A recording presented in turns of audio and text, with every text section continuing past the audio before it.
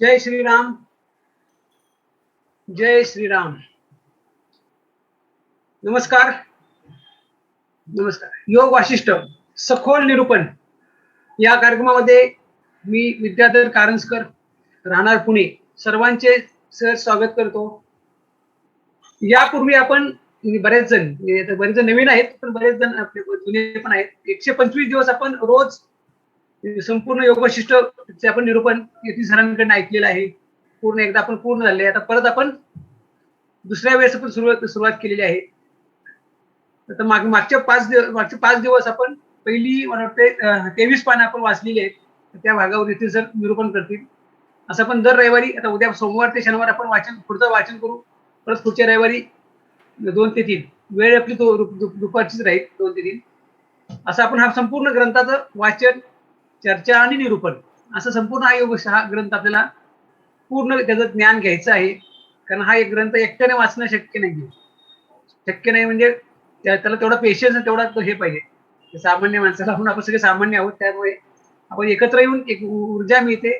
त्या ऊर्जेमुळे आपण चर्चा, वाचन, निरूपण असं करत करत आपण संपूर्ण योग ग्रंथाचा अभ्यास करायचा आहे. त्यात शेवटपर्यंत आपण रोज दुपारी 2 ते 3 न चुकता फक्त हजर राहा. तुमचा संपूर्ण योग अभ्यास नक्की होईल. बाकी काही करायची गरज नाही. ग्रंथ तुमच्याकडे असला चांगली गोष्ट आहे, नसेल तरी काही हरकत नाही. बऱ्याच लोकांनी घेतलेले आहेत सुबोध योग ग्रंथ, पण नक्की सगळ्यांनी हे ज्ञान जे आहे अमूल्य ज्ञान आहे. आत्मज्ञान प्राप्तीसाठी खूप सुंदर ज्ञान वशिष्ठ मुनींनी श्रीराम आम्हाला दिले आहे. तर त्याचा आपण त्यातून आपल्याला बोध घेऊन आपल्या जीवनामध्ये त्याचा उपयोग करण्याचा आपण प्रयत्न करूयात. माझा तसा प्रयत्न आहे. बघू तुम्ही सुद्धा. चला, त्यात जास्त वेळ घेत नाही. येथील सरांना विनंती करतो की त्यांनी सुरुवात करावी. नमस्कार. जय श्रीराम. जय गुरुदेव. चला, दरवेळेस प्रमाणे आपण प्रार्थना करू आणि या सत्राला सुरुवात करू. कविता त्यांनी सुरुवातीलाच हात रेस केलाय. काही प्रश्न आहेत? पाहतो मी आणि त्यांना आवाज नीट जात नाही, काही नाही. पाहतो मी. अगोदर प्रार्थना करूया आणि मग सत्राला सुरुवात करू. सगळ्यांनी हात जोडा, डोळे मिटा.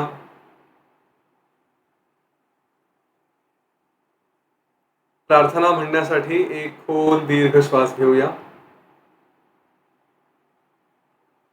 गुरुर्ब्रह्मा गुरुर्विष्णू गुरुर्देवो महेश्वरः गुरु साक्षात् परं ब्रह्म तस्मै श्री गुरवे नमः.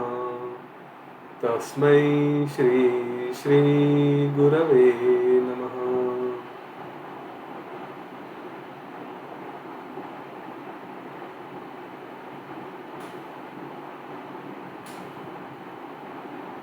हळूवार डोळे उघडूया.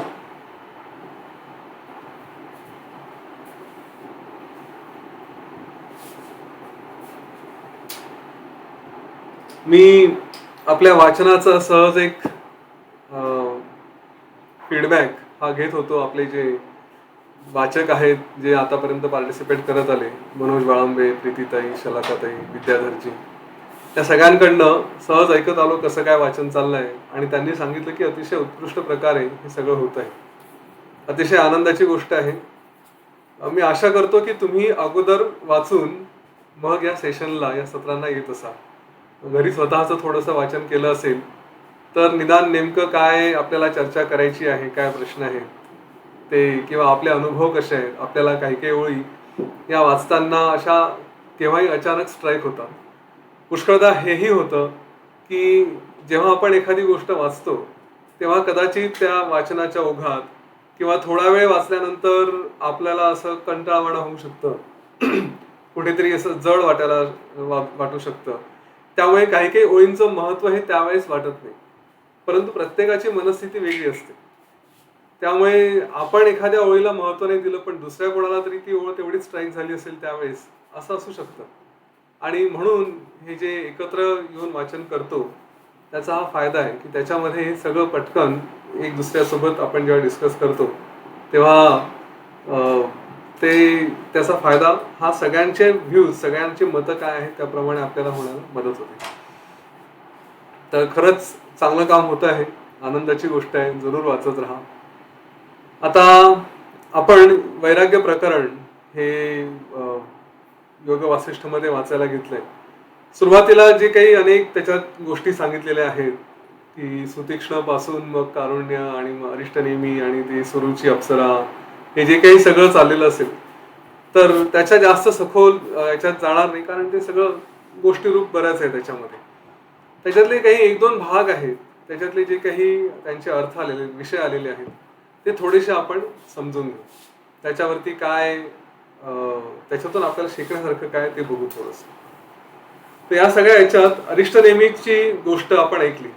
अरिष्टनेमी राजा हा तिथे तपश्चर्या करत गंधमादन पर्वतावरती तपश्चर्या करत बसला होता आणि त्याची तपश्चर्या ही पूर्ण झाली असं समजून इंद्रानी त्याच्या दूताला पाठवलं आणि सांगितलं की हा आता स्वर्गाच्या योग्यतेचा आहे, त्याला स्वर्गात बोलवून घे. जेव्हा असं त्याला निरोप दिला गेला की तो इंद्रचा दूत गेला, सगळं काही लवाजमा घेऊन तिथे त्या राजाकडे गेला आणि त्यांनी राजाला म्हटलं की मला इंद्राने पाठवलं आहे, तुमचं स्वर्गात स्वागत करायचं आहे, तुम्ही आता जी तपश्चर्या केली ती पूर्ण झाली आहे, तुम्ही स्वर्गात या. याच्यावरती तो राजा सुरुवातीला आनंद झाला, अरिष्टनेमी राजा आनंदी झाला आणि त्यांनी म्हटलं की मला यायला हरकत नाही, परंतु स्वर्गाबद्दल थोडी माहिती सांग. म्हणजे एक ज्यांनी काही तप करायला घेतलं आहे, ज्यांनी काही ध्यान करायला घेतलं आहे, त्याला हे पहिल्यांदा अगदी स्पष्ट हवं की आपण नेमकं काय मिळवणार आहोत, आपल्यासमोर काय येत आहे आणि जे येत आहे त्याच्यात नेमके काय काय फायदे तोटे आहेत. हे आपल्या जीवनामध्ये आपण अनेकदा कुठेतरी फसतो. त्या फसण्याच्या मागे कारण काय आहे की आपण एक कुठली तरी अपेक्षा केली असते किंवा नसते, आपण आपला प्रयत्न करतो आणि अचानक एखाद्या दिवशी काहीतरी आपल्या समोर येतं आणि ते असं अतिशय अट्रॅक्टिव्ह वाटतं.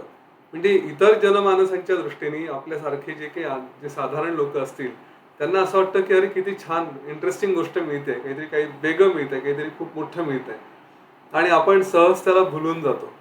पण अरिष्टनेमी राजा आपल्याला इथे सावध करतोय. तो म्हणतो की जे काही असेल, कितीही अट्रॅक्टिव्ह असेल तरी त्याच्यासोबत त्याचे फायदे तोटे हे बघा. थोडासा विवेक हा आपला तिथे जागृत असला पाहिजे की नेमकं काय येत आहे, जे येत आहे त्याच्यात काही कमी आहे, जास्त आहे, त्याची संकल्पना काय आहे. अनेकदा मार्केटिंगमध्ये किंवा तुम्ही बँकेत गेले, क्रेडिट कार्डची ऑफर असते, एखाद्या शॉपिंग मॉलमध्ये गेले तिथे काहीतरी ऑफर असतात, आपल्याला वाटतं किती छान आहे, इंटरेस्टिंग आहे, पण त्याच्यासोबत काय काय आहे नेमकं हे 4 प्रश्न विचारण्याची बुद्धी अनेकांना नसते. ते सहज त्या वातावरणात येतात आणि काहीतरी घेऊन बसतात, मग लक्षात येतं की अरे हे याचे तोटे पण होते. तर ही जी फसवणूक होते ही व्हायची नसेल तर हा अरिष्टनेमीचा एक महत्वाचा गुण की तुम्ही स्वर्ग देतोय म्हणता, स्वर्गामध्ये नेमकं काय आहे, स्वर्गाचं स्वरूप काय आहे. तर स्वाभाविकपणे एखाद्या मार्केटिंग एजंट सारखं त्या दूतानी सगळं स्वर्गाचं छान छान सांगितलं की तिथे सगळ्या लोकांना पृथ्वीवरच्या स्वर्गाचीच अपेक्षा असते, त्यांना स्वर्गातच जायचं असतं. जे काही लोक साधू संत जे कोणी तपस्या करत असतील, सिद्ध, या सगळ्यांना स्वर्गात जायचं असतं. त्यानंतर तिथे छान उद्यानं आणि सगळ्या प्रकारची सुख रमणीय दृश्य, हे ते सगळ्या प्रकारची त्याची स्तुती करून झाली की तो म्हणतो आता सांगा काय. तर त्यावर अरिष्टनेमी म्हणतो वा वा वा फार छान. पण अरिष्टनेमी हुशार आहे, त्याला माहिती आहे की एखाद्या गोष्टीचे जसे पॉझिटिव्ह गोष्टी सांगणारा सांगतो तसे त्याच्या निगेटिव्ह गोष्टी पण काहीतरी असल्या पाहिजे. तर त्यांनी विचारलं की बरं, स्वर्गाचे सगळे फायदे सांगितले, स्वर्गाचं स्वरूप सांगितलं, पण स्वर्गाचे तोटे काय ते तरी सांगा. त्यावर तो म्हणाला, तो दूत, त्यांनी सांगितलं की स्वर्गामध्ये काही काही गोष्टी निगेटिव्ह पण आहेत. सगळ्यात महत्वाची गोष्ट काय, तर स्वर्गामध्ये तुम्ही परमनंट राहत नाही. तिथे स्वर्गात आले, हे सगळं सांगितलं ना छान छान वगैरे असतं, हे काही कायमचं नसतं. तुमचा पुण्याचं बँक अकाउंट हे ओपन असेल, त्याच्यात जेवढा बॅलन्स असेल ते बॅलन्स हळूहळू कमी व्हायला लागला की स्वर्गातून, नंतर तुमचा बॅलन्स संपला की स्वर्गातून तुम्हाला पुन्हा पृथ्वीवरती पाठवलं जातं. म्हणजे हे काही तिथे कायमचं स्थान नाही. तुमच्या पुण्याचा क्षय झाला, पुण्य संपलं की जा बरं. दुसरी गोष्ट, स्वर्गामध्ये सुद्धा असे जे मानसिक त्रास आहेत थोडेफार ते असू शकतात. काय तिथे, तर तुम्ही एका लेवलला पोहोचले, स्वर्गामध्ये वेगवेगळे स्तर आहेत, एका स्तरावरती असल्यानंतर तुम्हाला असं दिसेल की कदाचित कोणीतरी दुसऱ्या वेगळ्या स्तरावरती आहे, कोणीतरी आपल्यापेक्षा वरती आहे, कोणीतरी आपल्यापेक्षा खाली आहे. मग जे आपल्यापेक्षा वरती आहे त्यांच्याकडे बघून मनात अशी भावना होते की ह्याची तर पात्रता नव्हती, हा तर माझ्यापेक्षा एकदमच खाली होता, मग याला असं कसं देवाने माझ्यापेक्षा वरचं स्थान दिलं. हो ना, ही जी असूया असते ती तिथे निर्माण होते की अरे हा याची योग्यता नव्हती, आपल्या बरोबरीचा असेल तरी त्याच याच्यात की हा तर या लेवलचा नव्हता, याची पात्रता नव्हती, मला कसं काय देवाने यांच्यासोबत ठेवलं, हे माझ्या लेवलचे लोक नाही, अशी भावना होऊ शकते. आणि त्यानंतर जे आपल्यापेक्षा खाली आहेत त्यांच्याकडे बघून एक प्रकारचा अभिमान होतो, गर्व होतो की पहा मी किती श्रेष्ठ, तो किती हे, तो तर असाच होता, तो खालीच राहणार होता, वगैरे वगैरे. तर ह्या ज्या काही मनाची आंदोलनं असतात हे सुद्धा होतात. हे ऐकल्यानंतर मग तो अरिष्ट नेहमी म्हणाला की मग मी तर यासाठी तपस्या करत नव्हतो ना, तू आता तिथे परत चालला जा इंद्राकडे. त्या दूताला त्यांनी सांगितलं की तू आपल्या राजाकडे परत जा आणि त्याला सांग की मला हे स्वर्ग वगैरे नको आहे, मी असं स्थान शोधतो आहे की जिथे आनंद हा कायमचा आहे. पुण्याचा संचय संपला म्हणजे परत येईल असं काही मला नको आहे, मी अजून तपस्या करेल पण मला कायमचा आनंद हवा आहे, कायमचं सुख हवं आहे, यासाठी मी हे सगळं करतो. तर हे सांगितल्यानंतर तो दूत परत गेला. मग इंद्राने त्याला म्हटलं की अरे आता याची वेळ आलेली आहे की ह्याला खरं ज्ञान, खरा आनंद, कायमचा आनंद कशात आहे हे ज्ञान मिळावं, तर त्याच्यासाठी त्याची पात्रता आहे, तू त्याला घेऊन या वाल्मिकी ऋषींकडे जा आणि ते तिथे हे सगळं मार्गदर्शन करतील. मग तो वाल्मिकी भारद्वाज ऋषी यांचा संवाद आणि हे सगळं पुढे आपण बघितलेलं आहे. ह्यामध्ये एक महत्वाची गोष्ट की ह्यानी इथून जी सुरुवात झाली की कायमचा आनंद मिळावा, आणि हा कायमचा आनंद का असतो, असा आपली इच्छा का असते, मुळातच आपण जन्माला आलो, या जन्माला आल्याबरोबर लगेच तर आपली बुद्धी चालते की नाही माहित नाही, कारण तेव्हा काय डोक्यात विचार होते हे आता आठवत नाही. पण जेव्हा कळायला लागलं तेव्हा कधीतरी जेव्हा आपली बुद्धी चालू व्हायला लागली, आपण जग बघायला लागलो, तेव्हा हा प्रश्न तर यायला हवा की मी जन्माला का आलो आहे. आम्ही जे काही कुठलेही कोर्सेस असतील कुठेही असेल तर पहिला प्रश्न हा डोक्यात असलाच पाहिजे की मी एखादी गोष्ट करायला घेतोय तर ती का, त्याच्या मागचा उद्देश काय आहे. मी जर समजा एखाद्या दुकानात चाललो असेल तर दुकानात जाताना क्लिअर माहिती पाहिजे की मला या 4 गोष्टी आणायच्या आहेत. हे जर आपल्याला स्पष्ट असेल तर कुठे जाण्यात अर्थ आहे. नुसतंच विंडो शॉपिंग करायचं तर ते पण माहित पाहिजे की मी विंडो शॉपिंगच करणार आहे. हे जसं आहे तसं आपल्या जीवनाच्या बाबतीत हा प्रश्न यायला हवा की अरे मी जन्माला आलोय तर का आलोय, नेमकं कारण काय, कशासाठी आलोय. आणि जेव्हा याचा विचार करत करत जाऊ आपण तर एक लक्षात येतं की आपल्या काहीतरी इच्छा असतात, त्या पूर्ण करण्यासाठी आपण इथे येतो. बरं, इच्छा कुठल्या असतात, सगळ्या इच्छांच्या मागे कुठेतरी आपलं एक सुख मिळावं हे कारण असतं. भलेही अगदी असं गमतीने म्हटलं जातं की कोणाचा तरी सूड उगवण्यासाठी आलेला असेल, पण सूड उगवण्यामागे आनंद असतो, तो आनंद मिळवण्यासाठी आलेले असतात. बरोबर आहे. तसं की आपण जन्माला आलोय तर कुठला तरी आनंद आपल्याला हवा होता, त्या आनंदासाठी आलोय. मग हा आनंद या जन्मात मिळाला की जेव्हा जन्म संपला आणि आपण सुटलो असं आहे का, तर असं होत नाही. आणि ते का होत नाही हे सगळं जे वैराग्य आहे हे वसिष्ठ श्रीरामांनी तिथे सांगितलं. श्रीरामांची आपण सगळी गोष्ट ऐकली, ते वेगवेगळ्या ठिकाणी तीर्थयात्रा करून आले, भ्रमण करून आले आणि त्यांनी त्यांचे अनुभव हे नंतर त्यांना जे काही गोष्टी कळत होत्या त्या सगळ्या त्यांनी त्यांच्या वैराग्यामध्ये सांगितल्या आहेत. आपण त्या सगळ्या बघू. ह्या योग वासिष्ठाचं काही काही गोष्टी जे मुळात फाउंडेशन आहे ते सगळं आपल्याला सुरुवातीपासून थोडंसं कायम लक्षात ठेवणं आवश्यक आहे की योग वासिष्ठ हा ग्रंथ आपण का घेतोय वाचनाला. हा ग्रंथ इंद्रानी त्या अरिष्ट नेमीला यांच्याकडे वाल्मिकी ऋषींकडे का पाठवला, तर याच्यामध्ये कायमचा आनंद काय असेल की जिथे मी बाकीच्या गोष्टींवरती अवलंबून राहणार नाही, मी स्वतःमध्ये अशा कुठल्या तरी ठिकाणी राहील की जिथे हा आनंद एकदा मिळाला, एकदा तो कळला की त्याच्यातच राहायचं, मग कुठे इकडे तिकडे आनंदासाठी कारण शोधायची गरज नाही, कुठल्याही गोष्टींवरती अवलंबून राहण्याची गरज नाही. पण एवढंच आहे का, तर याच्यासोबत आपलं कार्यही पुढे न्यायचं आहे. म्हणून योग वासिष्ठाची सुरुवातच या प्रश्नाने होते की फक्त ज्ञान श्रेष्ठ की कर्म श्रेष्ठ. म्हणजे कर्म म्हणजे कुठल्या प्रकारचं कर्म, तो जो कारुण्य आहे तोही सांगतो की एकीकडे म्हणतात की सगळं तुम्ही फक्त आपली सकाळी उठून स्नान संध्या करा, तपस्या करा, त्यानंतर आपले नित्यकर्म करा, आणि अशा प्रकारे जीवन व्यतीत करा. पण याच्यात स्वर्ग मिळणं, याच्यात मुक्ती मिळणं शक्य नाही. आणि नुसतंच ध्यान केलं, हे करत गेलो तर त्याच्यातही मुक्ती मिळणं शक्य नाही.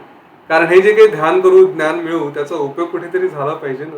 त्याची परीक्षा कोण होईल, एक्झिट एक्झाम कोण देईल, त्याची एक्झिट क्रायटेरिया कसा येईल. काही शिकलो तर त्याचा उपयोगही करता आला पाहिजे. ह्यासाठी ह्या दोन्ही गोष्टी, ज्ञान आणि कर्म, म्हणजे पंखाला उडण्यासाठी या दोघांची आवश्यकता असते, दोन पंखांची आवश्यकता असते. तसे या दोन्ही गोष्टींची आवश्यकता आहे. आणि म्हणून या दोघांचाही अभ्यास हे एकात एक करून सोबत जायचं. आता ज्ञानाच्या बाबतीत असं आहे, या या अभ्यासाच्या बाबतीत, की मी पहिले ज्ञान मिळवेल नंतर संसार करेल, तर तसं होत नाही. बरं, मी उलट करेल की मी पहिले संसारच करत राहील तर ज्ञान कधी मिळवणार. रिटायर झाल्यानंतर म्हातारपणी मिळवू म्हटलं तर त्याचा उपयोग काय. कारण त्यावेळेस आपण काय जे काही मिळवलं ते तर अगोदरचं बरंचसं जीवन होऊन गेलेलं आहे ना. मग त्याच्यामध्ये काय, नेमका त्याचा फायदा काय. फायदा नाही अशातला प्रकार नाही, पण नेमका फायदा काय त्याचा होऊ शकतो. तिथे पुढे केवळ मन शांत राहील, निदान अटॅचमेंट्स आहेत त्या सोडायला मदत होती. पण मग म्हातारपणी सुद्धा आपली बुद्धी, आपलं शक्ती, आपलं शरीर हे आपल्याला हे सगळं ज्ञान मिळवायला सफिशियंट राहील का, की ते फक्त त्याचे बीज रोवेल. काही काही लोकांना स्ट्राईक होऊन जाईल, काही काही लोकांना कॅरी करावं लागेल. तर ह्या ज्या सगळ्या गोष्टी आहेत ह्या कशा निभावायच्या, तर त्याचं उत्तर योग वासिष्ठमध्ये पण दिलेलं आहे. काय सांगितलं आहे, की ह्या गोष्टी सोबत न्यायच्या. पक्षी उडताना एकाच पंखाने उडू शकत नाही, त्याला दोन्हीही पंख हलवावे लागतात. त्याप्रमाणे ज्ञान आणि संसार, ज्ञान आणि कर्म या दोन्ही गोष्टी एकत्रच न्यायच्या. ज्ञानाकडून काहीतरी घ्यायचं, संसारात वापरायचं, संसारात वापरून काहीतरी शिकायचं, त्याचं ज्ञान घ्यायचं, असं करत करत करत करत हे पुढे जायचं आहे. आता श्रीरामांनी हे सगळं त्यांची तीर्थयात्रा करून आल्यानंतर त्यांची जी मनाची अवस्था होती, की ते कशातच त्यांचं मन लागत नव्हतं, संपूर्णपणे स्वतःमध्येच हरवल्यासारखे असे ते बसून राहायचे. आणि त्यावेळेस दशरथ राजा जेव्हा त्याला कळलं, अतिशय चिंतित झाला. आणि त्यांनी वसिष्ठ ऋषींना सांगितलं की हा एवढा मला नवसाचा मुलगा म्हणा, इतक्या वर्षानंतर झालेला आणि आता तारुण्यात आलेला आहे, आणि त्याची अवस्था अशी आहे की याला कशातच रस नाही, अगदी पूर्णपणे गळून गेला आहे, त्याचं कारण काय असेल. त्यावेळेस वसिष्ठ ऋषींनी फार सुंदर सांगितलं. वसिष्ठ ऋषी म्हणाले की श्रीरामासारखा हा युगपुरुष आहे, हा काही साधारण माणूस नाही. त्याच्यामुळे त्याच्या मनात जी काही अवस्था आहे, त्याची जी काही सध्या अवस्था झालेली आहे, ती काहीतरी विशेष कारणासाठी आहे. या जगामध्ये यांच्यासारखे जे मोठे मोठे लोक असतात, त्यांच्या आयुष्यात जर काही घटना घडत असतील तर त्या काहीतरी विशेष कारणांसाठी असतात. तसे उगाच छोट्या मोठ्या कारणांसाठी ते असं काही उदास झाल्या वगैरे अशातला प्रकार नाही आहे. तर नेमकं काय असेल, तर म्हणे ती योग्य वेळ येईल तेव्हा कळेल. खरंच योग वासिष्ठ घडणं ही ज्या पद्धतीने त्याचं वर्णन केलेलं आहे, योग वासिष्ठ सुरू होताना म्हणजे श्रीरामांचं वैराग्य ऐकल्यानंतर ज्या सिद्धांनी आणि बाकीच्यांनी जी संतांनी जी त्यांची स्तुती केली, आणि योग वासिष्ठ संपल्यानंतर जी स्तुती केलेली आहे, त्या सगळ्या गोष्टी एकच सांगतात की ही कधीतरी घडणारी, ज्याला आपण म्हणतो युगातली विशेष गोष्ट, तशी ही घटना घडलेली आहे की योग वासिष्ठ हे सांगितलं गेलं. काहीतरी विशेष ज्ञान होतं, त्यामुळे वसिष्ठांनी बरोबर ताडलं त्यावेळेस की काहीतरी विशेष होणार आहे, वेळ येईल तेव्हा बघू. आणि तसं म्हणून त्यांनी दशरथाला शांत केलं. आणि मग आपण बघितलं, विश्वामित्र ऋषी येतात, त्यांनी श्रीराम आणि लक्ष्मणाची मागणी केली, परंतु दशरथाने सुरुवातीला नाही म्हटलं. आणि नंतर मग त्याला वाटलं की ठीक आहे, आपण शब्द दिला आहे तर आपला शब्द पाळायला पाहिजे. आणि त्यावेळेस मग श्रीरामांचं आगमन होतं, आणि श्रीराम हे आपलं सगळं वैराग्य व्यक्त करायला सुरुवात करतात. त्यांनी अनेक गोष्टी सांगितल्या. वैराग्याच्या मागे त्यांची मुख्य भूमिका हीच होती की माणूस हा सुख शोधत असतो, आणि या सुखाच्या मागे धावता धावता त्याला कुठेही सुख मिळत नाही.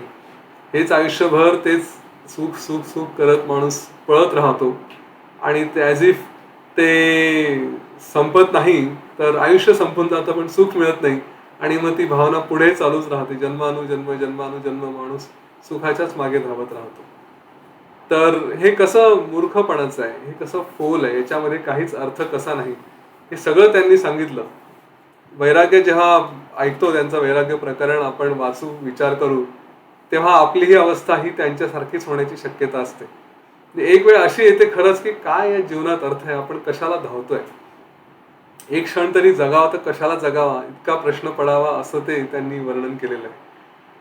आणि त्याच्यातून पुढे त्यांना बाहेर काढायचं काम, आणि आपल्यालाही जे वाचक आहेत, जे अभ्यासक आहेत, त्यांना सुद्धा ती प्रेरणा देण्याचं काम वसिष्ठ ऋषींनी फार सुंदर पद्धतीने केलं. श्रीरामांनी जे काही सांगितलं, आपण एक एक गोष्ट बघू त्याच्यात थोडी थोडी, परंतु मुख्य त्यांनी ज्या 2-3 गोष्टी सांगितल्या आहे ना, त्याच्या भोवती हे सगळं, ज्याला म्हणतो ही सगळी इमारत उभी केलेली आहे. सगळा पाया त्यांच्या आर्ग्युमेंटचा, त्यांनी जे काही त्यांचं स्वतःचं तत्वज्ञान मांडलंय या दृष्टीने, तर त्याचा पाया ज्याच्यावरती उभा आहे, ते सगळा तो पाया आपण आज पहिल्यांदा बघू. 2-3च गोष्टी आहेत. एक म्हणजे सुखासाठी आपण जन्माला आलो. माणसाला मुळात जन्म कशासाठी घेतला? सुखासाठी. आता या सुखासाठी माणूस काय करतो? तर तो ह्या जगामध्ये अनेक गोष्टी करतो. कोणी संसारात पडेल, कोणी पैसा कमवायला लागेल, कोणी आणखी काही करेल, कोणी स्पोर्ट्स करेल, कोणी कलेमध्ये जाईल. ह्या सगळ्या गोष्टींच्या मागे माणूस धावत बसतो. परंतु ह्या सगळ्या गोष्टींचं स्वरूप हे बदलणार आहे. ह्याच्यातली एकही गोष्ट परमनंट नाही. बरोबर आहे. साधं नवरा बायको घ्या. आजकाल आपण बघतो लव्ह मॅरेजेस होतात. तर जिच्यावरती आपण खूप प्रेम केलेलं आहे, ती काही काळाने बदलल्यासारखी वाटायला लागते किंवा ज्याच्यावरती प्रेम केलंय तो बदलल्यासारखा वाटायला लागतो. म्हणजे लग्नानंतर काही काळाने तूच का ती आणि तूच का तो असे शब्द सुरू होतात. तेव्हा तर असा होता आणि आता तर तसा आहे. तर हे बदलणाऱ्या गोष्टी आहेत, ही पहिली वस्तुस्थिती.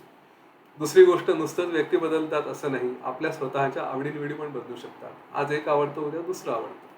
ज्या गोष्टींवरती आपण अवलंबून राहतो आहे, एखादी इन्स्टिट्यूट, एखादी कंपनी, की मी या कंपनीवरती खूप प्रेम केलं, किंवा एखाद्या व्यक्तीने स्वतःची एखादी इन्स्टिट्यूट सुरू केली, तो किंवा कार्यक्रम सुरू केला. आज मी योग वासिष्ठावरती प्रेम करतो, मी योग वासिष्ठाचे सत्र घ्यायला सुरुवात केली. उद्या परिस्थिती काहीही असू शकते. दुसऱ्या कोणीतरी एखादी इन्स्टिट्यूट सुरू केली, त्याची ती इन्स्टिट्यूट सोडून त्याला दुसरीकडे जावं लागू शकतं, दुसरा काही कार्यक्रम हातात घ्यावा लागू शकतो. तर ज्याच्यावरती प्रेम करावं, ज्याच्याशी जीव लावावा, ज्याच्यावरती आपण सुखाची अपेक्षा करावी, ती गोष्ट सुद्धा बदलू शकते. ती गोष्ट नाहीशी होऊ शकते, तिचं स्वरूप बदलू शकतं. हे असल्यामुळे, आणि आपण त्या प्रत्येक गोष्टीशी स्वतःला ट्यून करू शकत नाही, कारण आपलंही वय, आपलंही लायकिंग या गोष्टी बदलत जातात. म्हणजे असं असेल, हे सगळं जर बदलणारं असेल, तर या बदलणाऱ्या गोष्टीच्या मागे किती दिवस धावायचं, हा श्रीरामांचा मुख्य प्रश्न आहे. ते म्हणतात की असं नाहीये की मी एक गोष्ट केली आणि सुख मिळालं, मी मूव्ही बघितली आणि आनंदी झालो असं नाही, किंवा एखादा मी कार्यक्रम बघितला, एखादी गोष्ट खाल्ली, एखादा पदार्थ खाल्ला आणि कायमचा आनंदी झालो असं नाही. हे दर काही वेळाने, थोड्या वेळाने पुन्हा पुन्हा आनंद शोधावाच लागतो. सिनेमा बघून आलो की चला आता कुठेतरी चांगल्या हॉटेलमध्ये खायला जाऊ, चांगल्या हॉटेलमधून खाऊन आलो, आनंदी झालो, दुसऱ्या दिवशी उठले, आता पुन्हा काहीतरी नवीन करायचं आहे. ह्या प्रत्येकाच्या मागे ते म्हणतात की हे सगळं धावत धावत जाणं हा मूर्खपणा आहे. हा, या बदलणाऱ्या गोष्टी, म्हणजे ज्याला आपण शूटिंग, मुव्हिंग टार्गेट्स म्हणतो, त्यांना शूट करत राहायचं आयुष्यभर, ह्याला अर्थ आहे का? तर मला असं आवडत नाही. हे पटतच नाही, लॉजिकल माइंडला पटत नाही की धावतच राहा यांच्या मागे. हा त्यांचा मुख्य मुद्दा आहे. बदलणाऱ्या गोष्टींच्या मागे आयुष्यभर सुखासाठी माणसांनी का धावावं? त्यांना त्यांचं म्हणणं आहे, मला असा सोर्स द्या, असा मार्ग सांगा की जिथे मला कशाच्याही मागे धावायची गरज नाही, तरी सुद्धा मी स्वतः एका ठिकाणी सुखी राहू शकेल. हा पहिला भाग. दुसरा भाग त्यांनी काय सांगितला की सगळ्यात महत्वाची गोष्ट, हे जरी मी चला बाकीच्या गोष्टी स्थिर केल्या, म्हणजे बाहेर सगळं अस्थिर आहे, पण ते जर बाहेरचं सगळं स्थिर केलं, तरी मी आतमधून बदलत राहतो ना. माझ्या मनामध्ये मला जी माझी मनाची इच्छा असते, ज्या वासना आहेत, ज्या तृष्णा आहेत, त्या मला कुठे स्वस्त बसू देणार आहेत? बाहेरचं जग स्थिर केलं, चला ठीक आहे, आतमध्ये सारखं उसळ्या मारत राहतो. ही तृष्णा मला आज म्हणते हे करा, उद्या म्हणते ते करा, परवा म्हणते ते करा. ह्या सगळ्या गोष्टींच्या मागे मला आतूनच सारखं पळवलं जातं, आणि ह्याच्यावरती माझं नियंत्रण नाहीये. हे मन मला एका ठिकाणी स्वस्थ बसू देत नाही, माझा अहंकार मला स्वस्थ बसू देत नाही, माझं त्याला काय म्हणता येईल, जी तृष्णा आहे, जी डिझायर्स आहेत, त्याही मला स्वस्थ बसू देत नाही. हे अगदी आपण स्वतः अनुभव घेतलेला आहे. शांत निवांत बसलो आहे एका खोलीतच, जिथे काही रिकामी खोली आहे, काहीही अट्रॅक्शन असं नसेल अशी खोली आहे, परंतु तरीही आपल्याला काहीतरी उठवतं की चल जाऊन हे करू, चला जाऊन ते करू. म्हणजे सुखासाठीच बसल्या जागेवरून उठवण्याचं काम सुद्धा ही तृष्णा करते. आणि ही तृष्णा काय करत असते, तर आपल्या जी सारखं पळवते, इथे त्यांनी फार छान एक उदाहरण दिलंय की त्या उंदरासारखी कुरतडत जाते. उंदराचं कुरतडण्याचं वैशिष्ट्य काय आहे माहिती आहे का? जेव्हा उंदीर कुरतडतो ना तेव्हा तो त्याच्यातून एक अॅनेस्थेशिया देणार किंवा त्या टाईपचं एक सोल्युशन तो स्वतःच्या लाळीतून टाकत असतो. त्याच्यामुळे आपल्याला कुरतडताना कळत नाही की आपल्याला उंदीर कुरतडतोय म्हणून. इतकं ते वाईट असतं. हां, तसं ही जी तृष्णा आहे, या ज्या इच्छा आहेत, ह्या आपलं आयुष्य कुरतडतायत. रोज आपण आपल्या मृत्यूकडे चाललोय एकेका क्षणाने, एकेका क्षणाने. तिकडे आपलं जीवन चाललंय आणि ह्या तृष्णा आपल्याला थोडं, थोडं, थोडं, थोडं, थोडं, थोडं करत खात चाललंय. माहित नाही आपल्या मनात जे परिणाम करतात, हा विषय तर फार नंतर आपण कधी चर्चेला घेऊ, की आपल्या वासना, आपल्या इच्छा, त्याच्यातून येणाऱ्या भावना, त्या भावनांमधून आपल्या शरीरावरती होणारे परिणाम, आपल्या मनावरती तर होतातच पण शरीरावरती परिणाम होतात. आणि हे शरीराला परिणाम करत करत ज्या पद्धतीने कुरतडत जातात, ज्या पद्धतीने आपलं शरीर नष्ट करत जातात, त्रास देत जातात, रोग निर्माण करत जातात, या सगळ्या गोष्टी ज्या या इच्छा आणि या वासना करतात, तर त्या आपल्याला लक्षात येत नाही की हे चाललंच आहे आणि आपलं शरीर हे कुठेतरी बिघडत जातं. तर ते म्हणतात की या तृष्णा सुद्धा म्हणजे बाहेरची वस्तू मी स्थिर करेल पण आतून स्थैर्य नाही. आतून स्थैर्य कसं आणता येईल हा त्यांचा दुसरा प्रश्न आहे. मग ह्याच्याशी संबंधित त्यांनी ज्या ज्या गोष्टी सांगितल्या त्या आपण जसं वाचलेल्या आहेत. ते श्रीरामांनी म्हटलं की माणूस लक्ष्मीच्या मागे म्हणजे पैशाच्या मागे लागतो. सेम पैसा हा बदलणारी गोष्ट आहे. किती दिवस तो टिकणार आहे? बरं त्याच्या मागे आपण अनेकदा बघतो लोक आयुष्यभर धावत राहतात पैसा पैसा पैसा करत, पण तो भोगता येत नाही. हे पिढ्यानपिढ्या एका पिढीकडून दुसऱ्या पिढीकडे काय केलं? स्वतःचा पैसा त्याचा आनंद तर घेताच आला नाही. तर तसंच आणि त्या पैशासाठी काय करतात? तर मग संबंधांमध्ये परिणाम निर्माण करतात. त्याच्यामध्ये मित्रांना धोके दिले जातात, लोकांना फसवलं जातात, आपल्या आईवडिलांपासून कुठे दूर चालले जातात. अशा अनेक गोष्टी असतात. तर हा पैसा हा किती वाईट आहे याबद्दल श्रीरामांनी आपलं मत सांगितलं. हां, ते फक्त त्यांचं मत आहे. हे मतं बदलणं वगैरे या सगळ्या गोष्टी आपण नंतर बघू. कुठली गोष्ट चांगली, कुठली गोष्ट वाईट हा भाग नंतरचा आहे.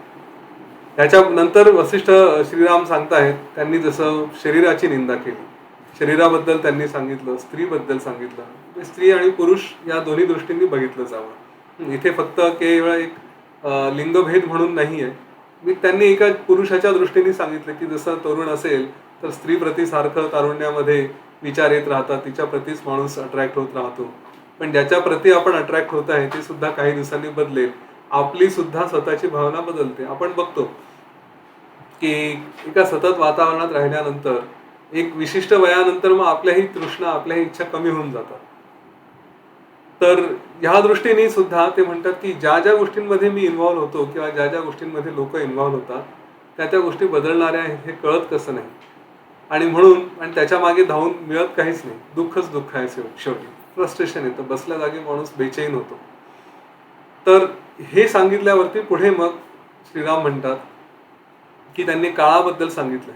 म्हणजे जसं बदलणाऱ्या गोष्टी सांगितल्या आहेत त्याच्यामध्ये काळ या गोष्टीबद्दलही ते म्हणाले. आपल्यातले अनेक जण मी उद्या हे करेल, मी परवा करेल, कधीतरी करेल असे जे काही आपण स्वप्न बांधतो, आपल्याच जीवनामध्ये काही परिवर्तन आणण्यासाठी आपण कधी विचार करत असतो, तर त्याच्यामध्ये आपण बऱ्याचदा काळावरती अवलंबून आहोत हे आपल्या लक्षातच येत नाही. श्रीराम म्हणतात की मी जे काही मला माहिती आहे, जे काही ज्ञान आहे, तर देवांसकट ब्रह्मदेवासकट सगळेच्या सगळे हे त्या काळाच्या ओघात, काळाकडे, मृत्यूच्या मुखाकडे सगळेच्या सगळे चाललेले आहेत. त्याच्यामध्ये सामान्य माणसाची, माझ्यासारखीची काय अवस्था? मी कशाच्या भरोशावर हा काळावरती विश्वास ठेवावा? का म्हणून काळावरती विश्वास ठेवा? मी बरंच प्रयत्न करेल, मी सगळे मनोरे बांधेल आणि अचानक काळाने येऊन मला घेऊन गेलं तर काय करायचं? मग ह्या सगळ्या गोष्टींमध्ये अर्थ काय? कशाला जगावं? मी चला बाहेरच्या गोष्टी स्थिर केल्या, मी माझ्याही मनाला स्थिर केलं, पण आता काहीतरी करायचंय, जीवन आहे तर काहीतरी करणं आवश्यक आहे. मग असं जर असेल तर आज करू, उद्या करू असे मोठे मोठे प्लॅन करायचे आणि हे सगळं प्लॅन करताना काळाने येऊन अचानक जसं भूकंप यावा तसं माझे प्लॅन उद्ध्वस्त करावे, एखाद्याचं जीवन उद्ध्वस्त करावं, एखाद्याचं जीवन घेऊनच जावं, सगळ्या गोष्टी शक्य आहेत. मग माणसाने पुढच्या क्षणासाठी तरी का विचार करावा? आपण ह्या गोष्टी या अध्यात्मामध्ये ना वादाच्या गोष्टी भरपूर आहेत की एक ऋषी चालले असतात आणि एक लाकडं तोडत असतो ते ऋषी त्याला विचारतात की तू कशासाठी लाकडं तोडतोय. तर तो म्हणतो की मला हे विकून पैसे कमवायचे. तो म्हणतो मग ठीक आहे, एवढे लाकडं तू तोडले ते तू विकून टाक, उद्या तुला त्याचे पैसे मिळतील, उद्याचा तुझा दिवस निघून जाईल. तो म्हणतो की नाही, मी पुढच्या 8 दिवसांची लाकडं तोडतोय आणि एकदम 8 दिवसांचे पैसे मिळेल. मग ते ऋषी म्हणतात की ठीक आहे, पण तू उद्याच्या उद्याच जर तुझा मृत्यू आला तर मग काय करशील? त्या 8 दिवसांची लाकडं तर फुकट गेलीत ना. तर त्यावर तो लाकूड तोड्या म्हणतो बरोबर आहे, पण नाही आला तर काय, पुढचे 8 दिवस आराम तर मिळेल ना मला. हे जे आर्ग्युमेंट्स होतात ना याच्यामध्ये की कुठलं योग्य कुठलं अयोग्य, याचा हा भाग बाजूला असू द्या, परंतु हा काळ हा इतका अस्थिर आहे, हा आपल्याला कुठेही स्थिर राहू देत नाही. आणि म्हणून श्रीरामांना प्रश्न पडलाय की मी करावं तर का करावं, काय कशाची आशा करावी, काळाची काय आशा करावी. आपण लोक पिढ्यानपिढ्यांचा विचार करतात, सगळं पिढ्यानपिढ्या सुद्धा एका क्षणात इकडच्या तिकडे होऊन जातं. हे जेव्हा सगळ्या गोष्टी त्यांनी सांगितल्या श्रीरामांनी की ना काळाचा भरोसा आहे, ना व्यक्तीचा भरोसा आहे, या कुठल्याही गोष्टींवरती विश्वास ठेवता येत नाही, यांच्यामधून आनंद मिळत नाही. आनंद मिळवण्यासाठी जेव्हा एखाद्या व्यक्तीबद्दल, पैशांबद्दल, संपत्तीबद्दल विचार केला जातो तेव्हाही राहत नाही. तर आणि त्यांनी स्वतःच्या आतल्या स्थितीबद्दलही सांगितलं की माझी तृष्णा, माझं मन, माझा अहंकार हे सगळे जसे अंगावरती धावून आल्यासारखे मला बेचैन करत असतात.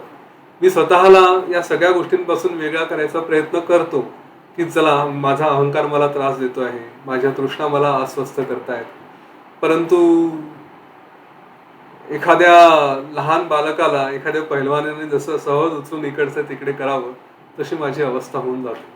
आपल्यातल्या अनेकांनी याचा अनुभव घेतलेला आहे.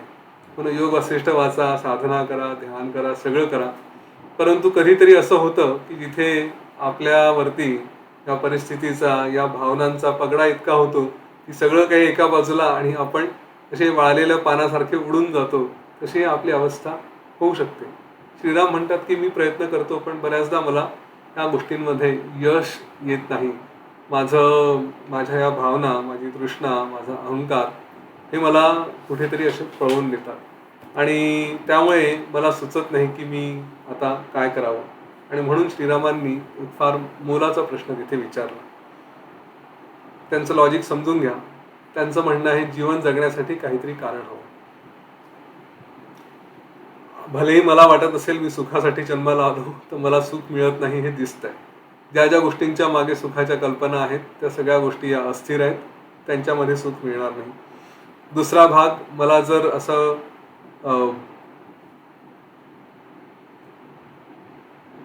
या सुखाच्या मागे लागताना आज नाही उद्या सुख मिळेल असं वाटत असेल तर तसंही नाही. बाहेरच्या बाजू थांबवल्या, आतमध्ये सुख मिळेल तसंही नाही. पण तुमच्यासारखे लोक, वसिष्ठ, विश्वामित्र, यांच्या चेहऱ्यावरती जो आनंद दिसतो त्याच्यातून लक्षात येतं की कुठेतरी खरंच सुख आहे. तर हे सुख, याचं साधन काय, हे सुख कसं मिळेल हे मला समजून घ्यायचं आहे. आणि ते जर देण्यासाठी मी तुम्हाला योग्य वाटत असेल, माझी पात्रता असेल की मी हा राम हा एवढा योग्य आहे की मला हे ज्ञान मिळावं, जेणेकरून मी कुठल्याही गोष्टीवरती अवलंबून न राहता आपल्या स्वतःमध्ये सुखी राहील. कारण तो बघतोय, श्रीराम बघतायत की हे वसिष्ठ ऋषी घ्या, विश्वामित्र घ्या, त्यांना काय अगदी फकीर असल्यासारखे ना आभूषणांची काही हाव आहे किंवा काही करायची गरज आहे अशातले प्रकार नाही, परंतु तरी आपलं जीवन कार्य नेत आहेत, तरीही आनंदी आहे, चेहऱ्यावरती हसू आहे, शांतता आहे. तर ह्यांच्याकडे काहीही नसताना हे सुखी आहेत आणि मी अयोध्येचा राजकुमार, माझ्याकडे सगळं आहे, पण तरीही मला जाणवत आहे की कुठेतरी सुख नाहीये. तर हे कारण काय, यांना काय कारण आहे की एवढे संत ज्ञानी म्हटले जातात आणि तरीही जीवन जगतात आणि मला या जीवनात जगण्याचं काहीच कारण नाही. तर ज्यांच्याकडे काहीतरी आहे त्यांनी काहीतरी द्यावं, ही भूमिका त्यांनी मांडली. ते म्हणतात की तुमच्याकडे काहीतरी निश्चित कारण आहे, तुम्ही जगता आहात, तुम्हाला जगण्याची इच्छा आहे, तुम्ही सगळे वृद्ध झालेले दिसता आहात, सगळं काही आहे, आणि मी तर तरुण आहे, पण मला ते ज्ञान द्या. तुम्ही नसाल देणार तर मी असं समजेल की मी कदाचित तुमच्या योग्यतेचा नाही, आणि असं जर असेल तर मला हे जीवन जगण्यात काहीही अर्थ नाही. मी आपलं अन्न पाणी त्यागतो आणि इथे बसतो, असं म्हणून श्रीरामांनी आपलं बोलणं थांबवलं. तर हा जो पुढचा भाग आहे, त्यांनी जी या सगळ्या लोकांना आवाहन केलं की मला हे ज्ञान हवं आहे, त्यांनी जी आपली स्वतःची तळमळ व्यक्त केली ती तुम्ही आता उद्यापासून वाचायला सुरुवात कराल तेव्हा त्याच्या चर्चेला येईल. तर एक त्याचं थोडंसं आयडिया मी आत्ता दिली. हे सगळं सांगून श्रीराम स्वस्थ बसतात. ह्याच्यामध्ये लक्षात घ्या, योग वासिष्ठचा हा ग्रंथ हा जो मुक्तीसाठी आहे. आता मुक्ती मुक्ती म्हणजे काय, अनेकांनी आपल्या चर्चा केल्या असतील, अनेक ठिकाणी आपण बघितलं असेल. मुक्तीची परिभाषा अनेकांनी आपल्या आपल्या पद्धतीने केली. हां, पण जी आजच्या भाषेमध्ये आपल्याला सगळ्यांना ग्रंथ मिळत नाही. आपल्याला बहुतेक वेळा काय मिळतात, सिनेमे मिळतात, आपल्याला सिरियल्स मिळतात, हो ना. ग्रंथ घेऊन वाचायचं कोण एवढं वाचत बसेल, कोण पुस्तकं घेईल आणि डोकं आपलं ताणेल तिथे. त्यापेक्षा चला टाइमपास करायचा, मग मूवीज बघा, काही मिळा. आणि त्याच्यामध्ये जे फ्रीडमची डेफिनेशन दिलेली आहे आणि मीडियामधून जे होते की आपण स्वतंत्र असलं पाहिजे, आपण आपलं स्वतःचं कमवलं पाहिजे, आपण आपलं राज्य निर्माण केलं पाहिजे, आपण आपलं घर असावं, आपण जे मनात येईल ते करता यायला हवं. हां, फ्रीडम पाहिजे, म्हणजे बंधनं नको. आपण बघतो अनेकदा आजकाल इव्हन लग्नाच्या बाबतीत सुद्धा लिव्ह इन रिलेशनशिप सारखा प्रकार येतो आहे किंवा चालू आहे. का, तर त्याच्यामध्ये मला लग्नाच्या बंधनात अडकायचं नाही, मुक्ती हवी. उद्या वाटलं हिला सोडून द्यावं किंवा त्याला सोडून द्यावं, जा दुसरीकडे आपल्या मार्गाने चालतात. काही काही लोक लग्न करतात पण मुलं बाळा नको आहेत. का, कारण आम्हाला स्वतंत्रपणे जगायचंय, डोक्याला ताप नको आहे. हे जे काही बंधनांच्या कन्सेप्ट आहेत इथे, की मी असं केलं तर बंधन, तसं केलं तर बंधन, हे जे फ्रीडमची जी एक आणि बंधनाची जी सगळा गोंधळ चाललाय ना, हा या ज्ञानाचं स्पर्श नसल्यामुळेच हा सगळा गोंधळ आहे. ज्यांना कळतं की खरी मुक्ती कशात आहे, ते या सगळ्या प्रकारातून सुटतील. श्रीरामांनी जे एवढं सांगितलं, हे जरी ऐकलं ना, तरी डोक्यात लख्ख प्रकाश पडेल की अरे, आपण जे बंधनं समजतोय ते बंधनं नाहीच, किंवा ज्याला आपण मुक्ती समजतोय ते मुळात बंधन आहेत म्हणून हे पक्क लक्षात येईल. कसं, तर ह्या गोष्टींची एक एक उदाहरणं घ्या. जसं आपण म्हणतो की मला आज फ्रीडम हवाय, मला कुठल्याही कोणाच्या ह्याच्यात अडकायचं नाही, आज मला जे वाटेल ते मी करू शकलो पाहिजे. तर आपल्या मनाचं स्वरूप हे आपल्या असं नाहीये. आज एक वाटेल, उद्या दुसरं वाटेल, परवा तिसरं वाटेल. आपण सगळं करू शकतो का, नाही करू शकत. श्रीरामांनी त्या पुस्तकात जे एक छान वाक्य दिलेलं आहे ते इथे मुद्दाम सांगतो. त्यांनी म्हटलं की जशा अनेक लोखंडाच्या सळ्या एकत्र ठेवल्या तरी त्या एक दुसऱ्यात मिसळू शकत नाही, तसं विषयांचा आणि आपला संयोग होऊ शकत नाही. विषय आणि आपण एकत्र होऊ शकत नाही. काय वाटेल ते करा, कितीही आनंद घ्यायचा प्रयत्न करा, कितीही उपभोगायचा प्रयत्न करा, तो कायम आतमध्ये येऊ शकत नाही. आला तो थोड्या वेळापुरते आनंद देईल, त्याच्यानंतर पुन्हा संपलं की पुन्हा नवीन काहीतरी शोधावंच लागेल. मग ही गोष्ट ज्याला कळते तो ह्या जे सो कॉल्ड फ्रीडम, की मला फ्रीडम हवाय, जे पाहिजे ते करू शकेल, त्याच्या मागे त्याला कधीही फ्रीडम मिळणार नाही. कारण त्याची जी तृष्णा आहे की मला सुख शोधायचं आहे, मला इकडे जायचं आहे, मला तिकडे जायचं आहे, मला हे करायचं आहे, मला ते करायचं आहे, मला जग फिरायचं आहे, सगळं करा पण तरीही समाधानी राहणार नाही. अविद्या आख्यान योग वासिष्ठाच्या सगळ्यात शेवटी आलेलं आहे.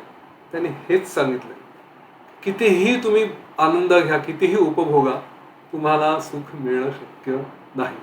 का, कारण तुम्ही कशावरती तरी अवलंबून आहात. आपलं सगळं डिपेंडन्सीच बाहेरच्या गोष्टींवरती आहे. त्या गोष्टी तर अगणित आहेत. मग कसं काय तुम्हाला सुख मिळेल, हे मिळू शकत नाही. ही महत्वाची गोष्ट. मग काय आहे, तर ही जी आपली परिभाषा आहे की मला जे हवं ते करायला मिळावं, ही जी मुक्तीची भाषा आहे, ही जी स्वातंत्र्याची भाषा आहे, तीच चुकीची आहे.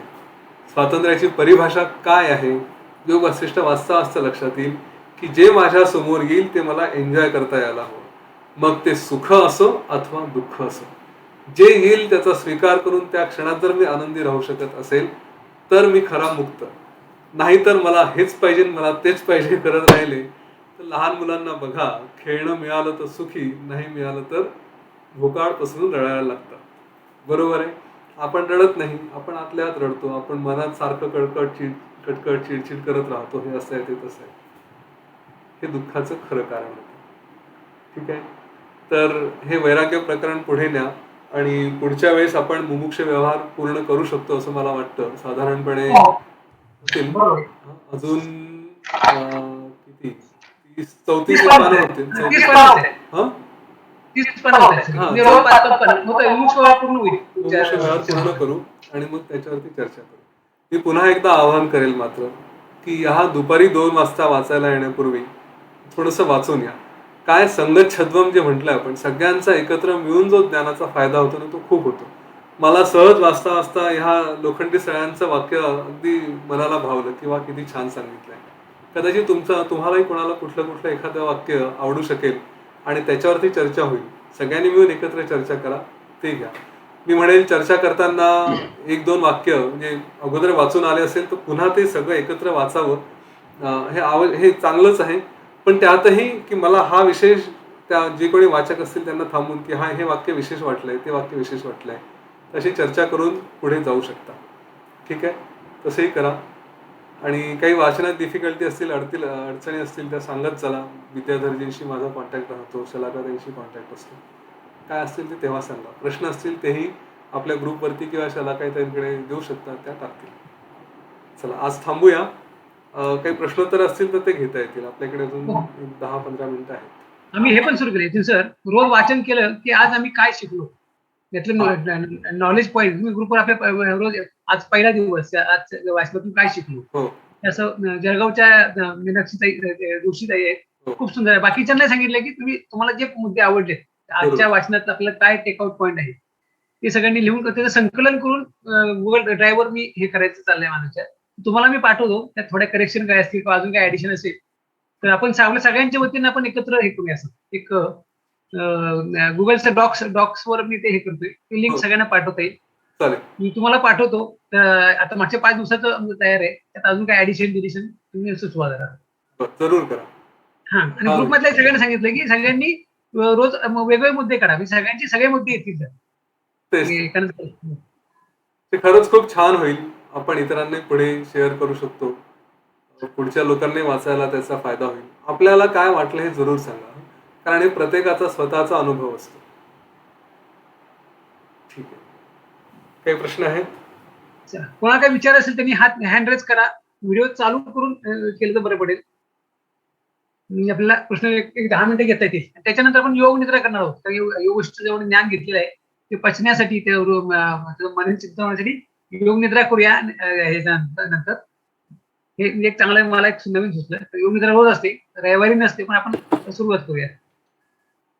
ओके, पुरोहित एक मिनिट.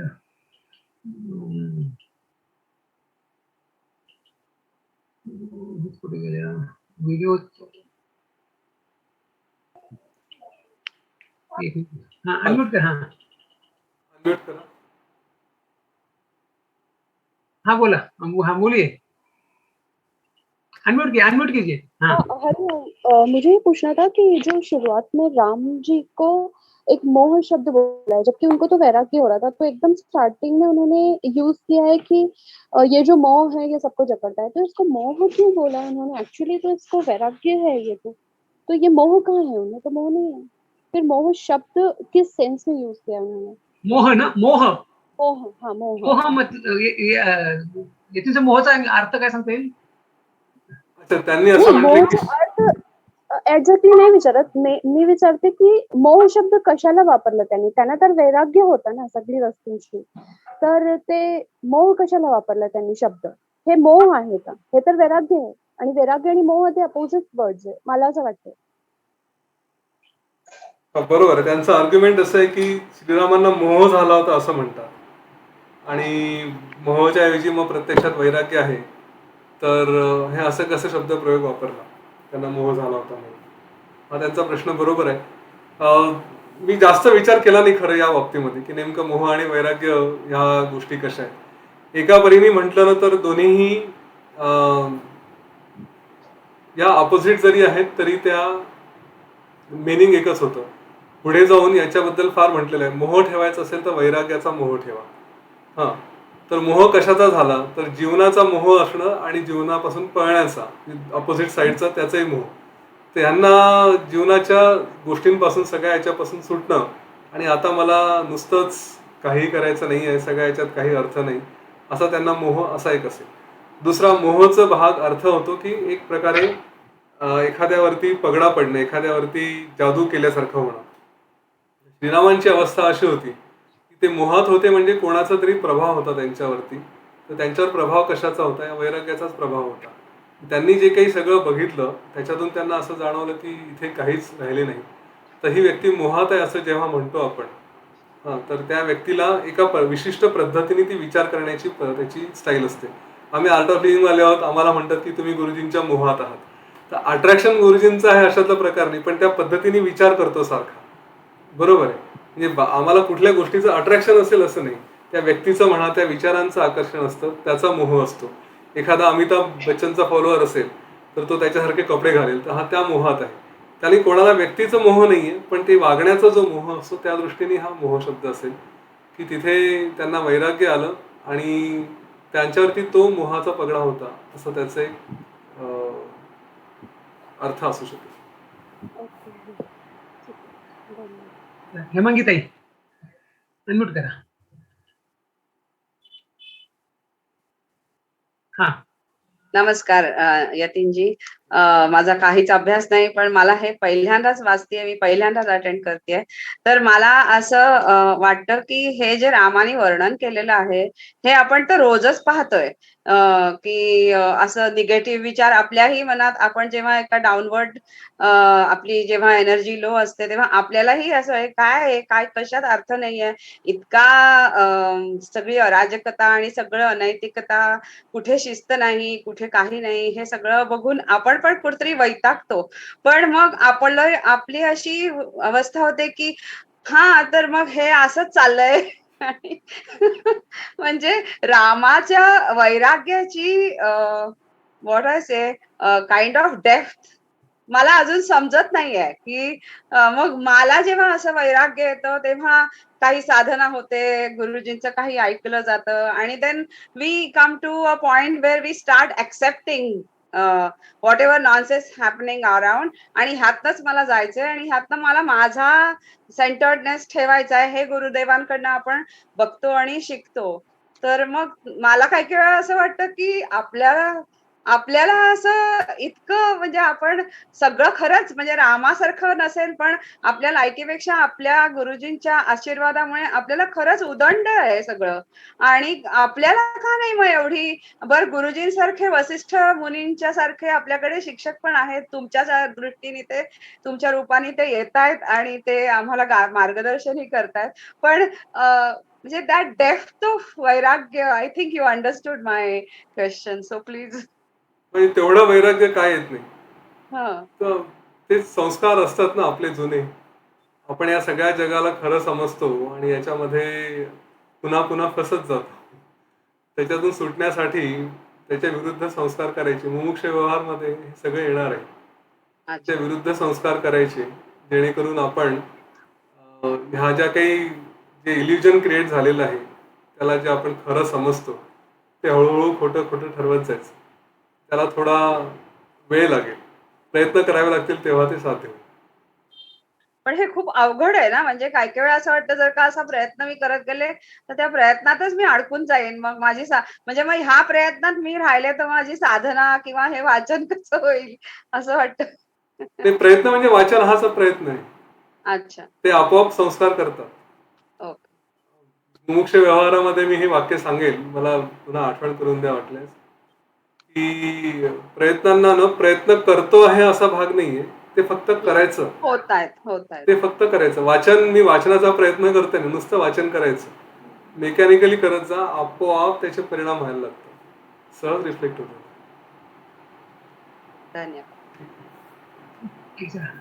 हर्षदा ताई, अनम्यूट करा.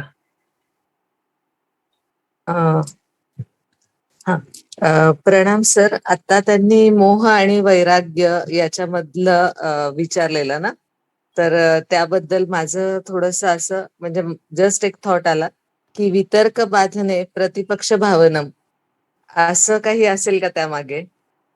जस्ट असा विचार आला माझ्या मनामध्ये आता. तर मी म्हणलं विचार म्हणजे बघूया तसं विचारून तुम्हाला. तीच भावना आहे ना, मी तेव्हाही म्हटलं होतं की विरुद्ध भावना असतात या.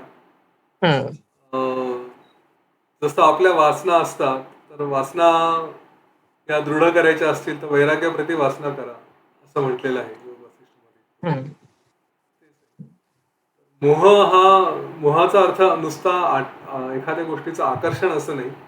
मोह म्हणजे प्रभावही म्हणतो. मोह हेही आहे ना काय, मला वाटतं नशेचंही काहीतरी हे आहे का वनस्पती मोहाचं वगैरे? झाड असतं ना, हो हो मोहाचं झाड ती पण घेतल्यानंतर असतं. माणूस कसा की त्याला शुद्ध राहत नाही, तसं श्रीरामांनी शुद्ध नव्हती की आपण कशात आहोत किंवा काय चाललंय, हम्म, हम्म. त्याची अवस्था कशी. ते हो. भ्रमित झाल्यासारखे होते. मोह म्हणजे भ्रम झाल्यासारखं होतं. एखादी भ्रमिष्ठ व्यक्ती कशी वागते की कुठेच काही करत नाही, आपली सगळं हरवल्यासारखे बसून राहते, तशी त्यांची अवस्था होती. म्हणून ते वापरलं असू शकतं. Okay okay, thank you sir. Okay. अजून कोणाला काय विचारायचं आहे काय?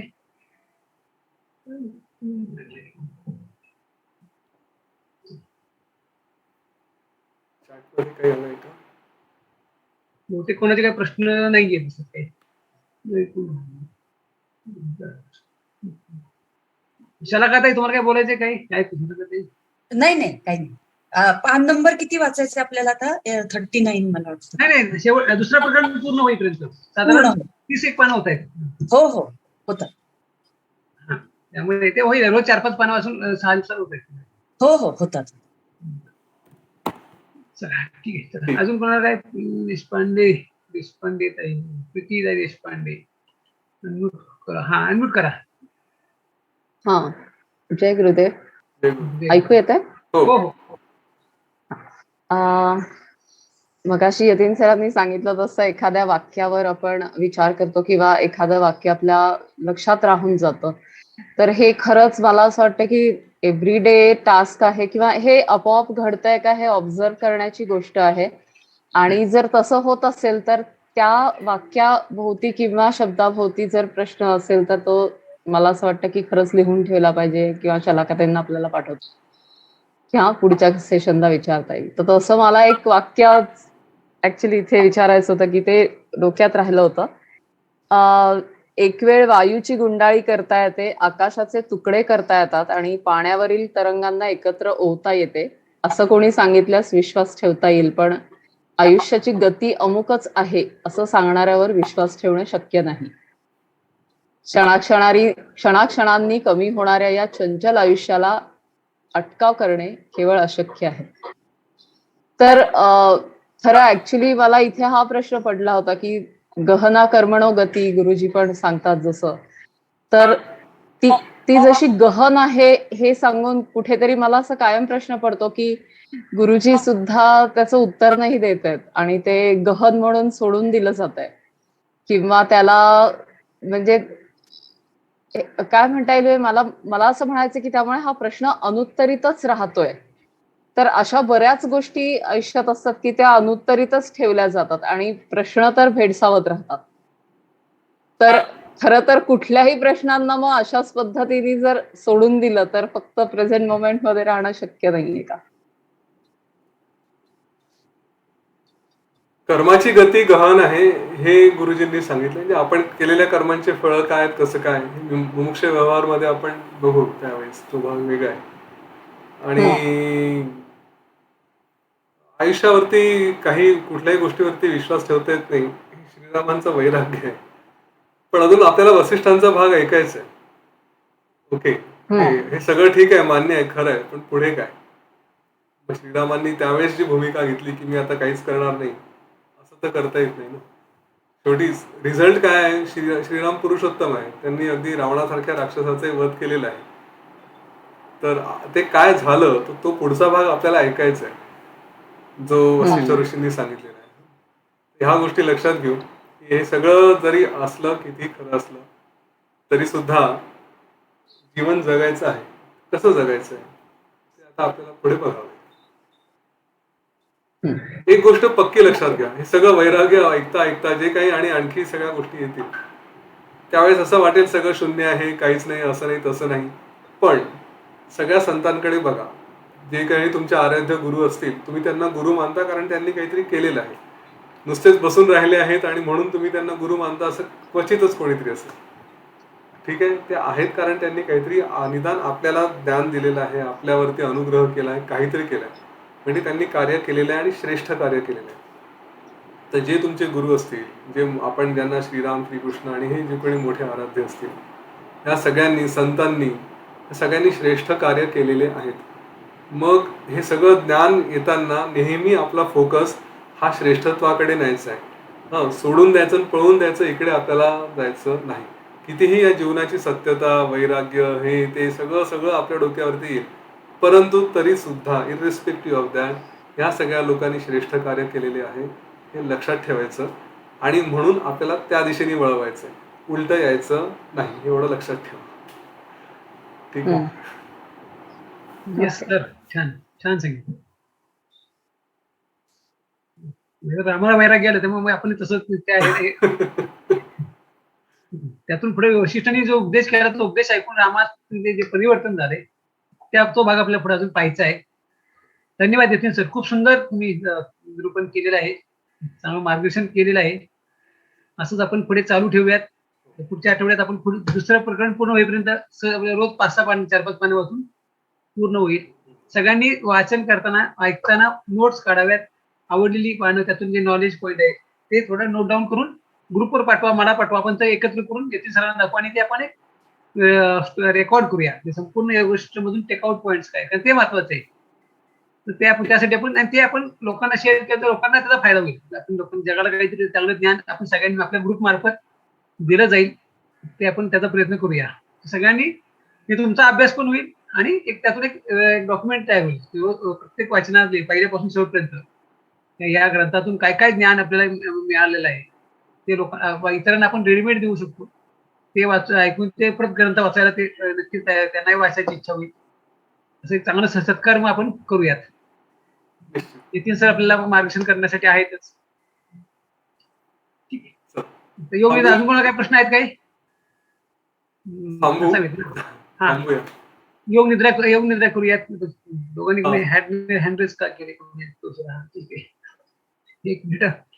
हँडरेस कोण केलंय? गीता ताई माळी, बोला.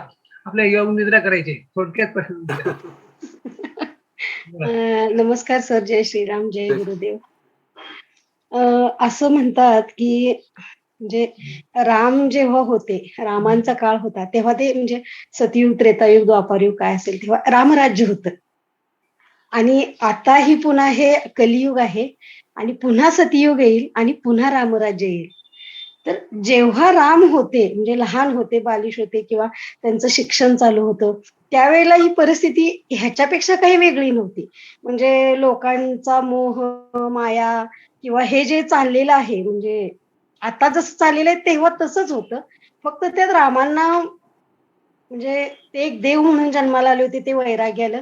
पण लोक म्हणतात की रामराज्य होतं. मग नेमकं सर रामराज्य म्हणजे काय? आणि पुन्हाही म्हणतात की रामराज्य येईल. मग रामराज्य जेव्हा होतं त्यावेळेला अगदी सगळ्याच गोष्टी अशा चांगल्या छान पाहिजे होत्या. पण रामांना तेही ते जेव्हा फिरून आले त्यावेळेला ते सगळं बघून त्यांना ते वैराग्य आलं. मग रामराज्य होतं केव्हा आणि ते कसं होतं? नाही, रामराज्य असेल, ऐका ना, वशिष्ठ मुनीकडून उपदेश ग्रहण केला आणि त्याच्यानंतर मग ते जीवनात बद्दल त्यांनी ज्ञान मिळालं, त्याच्यानंतर मग रामराज्य निर्माण झाले. आधी नव्हतं रामराज्य, आधी दशरथ राज्य होतं. ते पण वस्तुस्थिती ही आहे. त्याचे मालक कोण होते असं नाही सर. नाही, रामराज्य जे म्हणतो ना आपण, की श्रीरामाला वशिष्ठने उपदेश केल्यानंतर मग त्यांनी 14 वनवास, बाकी सगळं जे आयुष्यभर त्यांनी जे ज्ञान आणि कर्म याचं जोड करून त्याचे नंतर मग रामराज्य निर्माण झालं. बरोबर येतील सर? बरोबर आहे. त्याचा दुसरा प्रश्न, त्याचा दुसरा भाग असाही आहे गीताताई, की सृष्टीमध्ये इम्बॅलन्स हा कायम राहणार आहे. राक्षस हे राहणारच आहे. रामाच्या काळात ते राक्षस होतेच, तर हा प्रकार चालूच राहणार आहे, तो काही संपणारा नाहीये. त्याच्यामुळे ते युग आणि हे सगळे जरी लेबल्स असले तरी रामराज्य ही कल्पना आहे की ज्याच्यामध्ये रामासारखा आदर्श राजा असावा, जो प्रजेची काळजी घेतो आहे आणि प्रजेसाठी प्रजा ही पहिली, प्रजेचं हित हे सगळ्यात सर्वतोपरी, सगळी पहिली प्रायोरिटी. अशा प्रकारे जो राज्य करतो तो रामराज्य किंवा तो राजा राम, आणि तशी एक अपेक्षा केली जाते. बाकी त्या काळामध्ये राक्षस असतील नसतील तर ते सगळे अपप्रवृत्ती सगळीकडेच राहतील. ही पृथ्वी नाही तर सृष्टी बॅलन्स मध्ये राहणारच नाही. दोन्ही पाहिजे असतात तिथे, दोघांचे भाग. आम्हाला काय वाटतं, रामराज्य म्हणजे त्यावेळेला सगळे जसे देवांसारखे लोक होते, अपप्रवृत्ती नव्हत्या, वादावाद नव्हते, वाटणीसाठी भांडणं नाही, नाही. नव्हती. नाही, असं काही नाही. त्यावेळेस रावण पण होता, बाकी सगळेच होते ना. असं नाहीये. हा. त्यावेळेस सगळं होतं. यतीन सर सांगतायत ना की हा. इम्बॅलन्स हा राहणारच आहे. हो हो. त्यामुळे असं काही नाही. सतयुगात सुद्धा राक्षस होते, त्रेतायुगात होते, द्वापार युगात होते, कलियुगात ते राहणारच आहे. आताही प्रवृत्ती राक्षस होते. आहेत. आताही राक्षस आहेत, पण ते वेगळ्या रूपात आहेत. ठीक आहे. चला. चला ठीक थांबूया आहे, आपण. सर. छोट्यातल्या छोट्या माणसाचा न्याय करायचे ते, त्यामुळे रामराज्य असली एक हा. कन्सेप्ट. हा, म्हणजे कोणावरही अन्याय होऊ राजामुळं दिला नाही त्यांनी. राजामुळं गरीब श्रीमंत असं धरलेलं नाही, प्रत्येकावर न्याय केला, अन्याय होऊ दिला नाही. ठीक आहे. चला. जय चला, गुरुदेव. ठीक आहे. तर योग योग निद्रा करूयात आपण. सगळ्यांनी योग निद्रा करा, अनुभव घ्या योग निद्रेचा.